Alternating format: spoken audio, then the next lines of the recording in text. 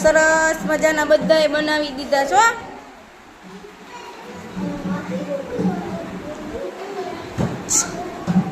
કુલદીપભાઈ, રાષ્ટ્રધ્વજમાં કેટલા રંગ હોય? 3 રંગ હોય. સરસ. ગ્રંથભાઈ, ઉપર કયો રંગ છે? ઓરેન્જ. ગુજરાતીમાં શું કહેવાય એને? કેસરી. Very good. ભૌતિકભાઈ, વચ્ચે કયો રંગ પૂર્યો તમે? કેસરી નહીં, વચ્ચે કયો પૂર્યો છે? અહીંયા જુઓ ને. સફેદ. સફેદ. સૌથી નીચે કયો રંગ પૂર્યો છે? અહીંયા આગળ લીલો. સરસ. એ પાર્થભાઈ, વચ્ચે આ તમે દોર્યું છે એને શું કહેવાય? ભારત તો આપણો ઝંડો બનાવ્યો છે, રાષ્ટ્રધ્વજ બનાવ્યો છે.